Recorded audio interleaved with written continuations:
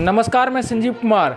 दिल्ली की मुख्यमंत्री डॉक्टर आतिशी ने आज वजीराबाद में जमुना जी का निरीक्षण किया और निरीक्षण के दौरान मीडिया से बात करते हुए बीजेपी पर जमकर हमला भी बोला। यमुना में जो प्रदूषण का स्तर बीते दिनों से दिख रहा था, झाग दिख रहे थे, आप यहाँ पे वजीराबाद विजिट करने के क्या यहाँ पे क्या आप देख पा रही हैं?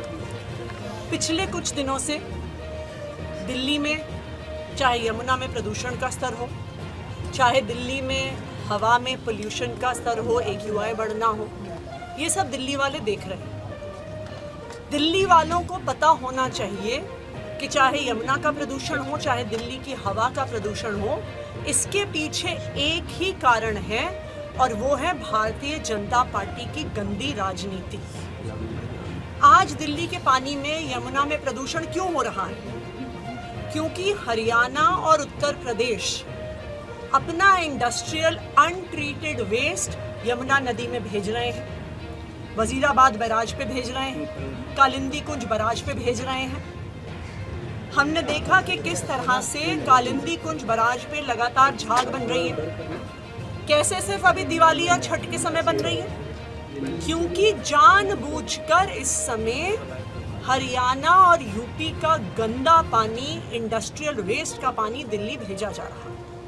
उसका एक और उदाहरण हम कल से भी देख रहे हैं कि वजीराबाद बैराज पे जो यमुना का पानी भेजा जा रहा है, उसमें अमोनिया का लेवल बहुत बढ़ गया। कल शाम तक 3 ppm पर अमोनिया का लेवल पहुंच गया। एक ऐसा लेवल जिस पर वाटर ट्रीटमेंट प्लांट में पानी ट्रीट ही नहीं हो सकता। और उसके कारण आज जहां पर हम हैं, Wazirabad water treatment plant, Sonia Vihar water treatment plant, Bhagirathi water treatment plant, सब में गंदा पानी, पोल्यूटेड पानी हरियाणा द्वारा DD2 और DD8 ड्रेन्स में इंडस्ट्रियल वेस्ट वाला पानी छोड़े जाने की वजह से यमुना प्रदूषित हुई और दिल्ली के लोगों तक पानी नहीं पहुंचा। हम बिल्कुल यही कहानी हवा के प्रदूषण में भी देख सकते हैं।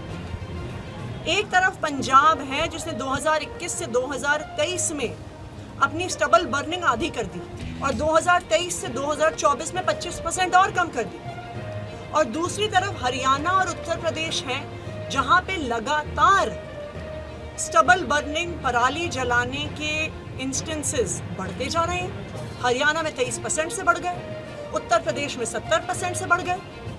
तो ये बिल्कुल साफ है कि भारतीय जनता पार्टी दिल्ली वालों से इतनी नफरत करती है कि वो हरियाणा को और उत्तर प्रदेश की अपनी सरकारों को दिल्ली वालों के खिलाफ एक हथियार के तौर पे इस्तेमाल कर रही है। मैं भारतीय जनता पार्टी से कहूँगी कि आप आम आदमी पार्टी से नफरत करते हैं, दिल्ली के लोगों से नफरत क्यों कर रहे हो? दिल्ली के लोगों को जहरीला पानी, जहरीली हवा क्यों दे रहे हो?